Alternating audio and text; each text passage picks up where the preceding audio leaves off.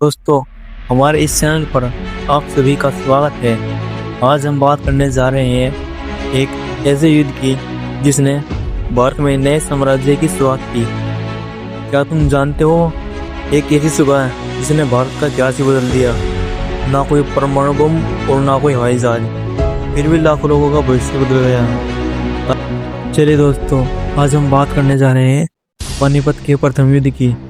तारीख थी 21 अप्रैल 1526।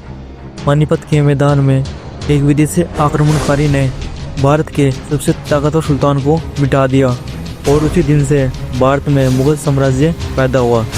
जब बाबर भारत आया तो उस समय भारत अंदर से कमज़ोर हो चुका था।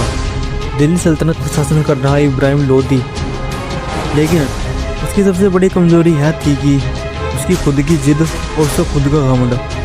उसने अपने ही चाचा और अपने ही भाइयों को मार डाला और अपने सेनापतियों को अपमानित किया और अपने दरबारियों और अमीरों को अपना दुश्मन बना लिया। यही वजह थी कि कई सरदारों ने बाबर को चुपचाप संदेशा भेजा कि आओ और इब्राहिम लोदी को हटाओ।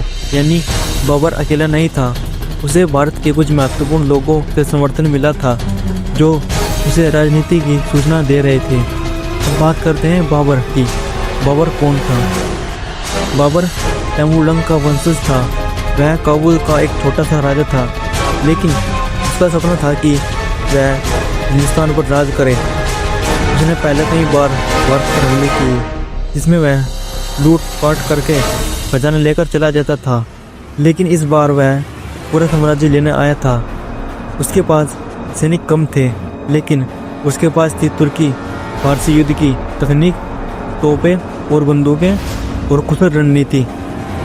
जब दोनों सेनाएं पानीपत के मैदान में आमने सामने थी, इब्राहिम लोदी के पास लगभग 1 लाख की सेनाएं थी और 100 जंगी आती। वहीं दूसरी ओर बाबर के पास थी सिर्फ 12,000 सेनाएं और कुछ दर्जनें तोपें। और संख्या में बाबर छोटा था, लेकिन तकनीकी में बहुत आगे।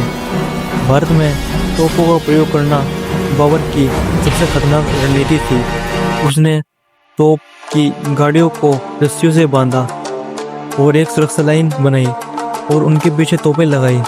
इससे उसकी सेना सुरक्षित रही। तोपें लगातार आग उगलती रही। इस टेक्निक को कहा जाता है ऑटोमन वॉर टैक।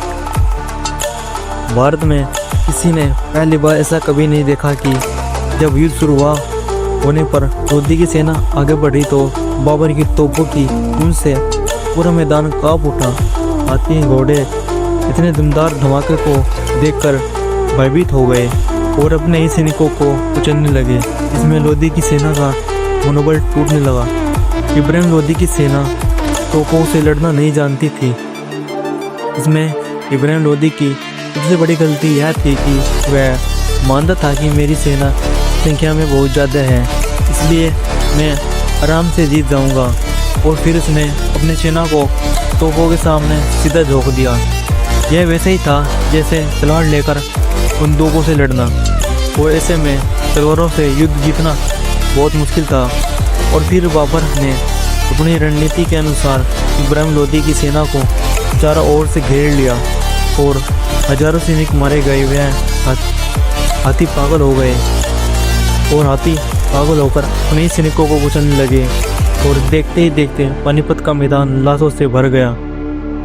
इतने सब होने के बाद भी इब्राहिम लोदी युद्ध के मैदान से भागा नहीं, बल्कि वह वीरतापूर्वक आखिरी दम तक लड़ता रहा और अंततः बाबर के सैनिकों ने उसे चारों ओर से घेर कर मार डाला। उस दिन से दिल्ली सल्तनत खत्म हो गई और यह घटना ने भारत का इतिहास ही बदल दिया। फिर बाबर दिल्ली पहुंचा और खुद को हिंदुस्तान का बादशाह घोषित कर दिया।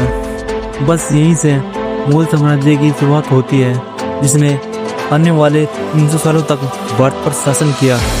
यह पानीपत का प्रथम युद्ध सिर्फ एक लड़ाई नहीं, बल्कि भारत के भविष्य की नींव थी, जिसने तोपों के दम पर भारत में नए युग की शुरुआत की।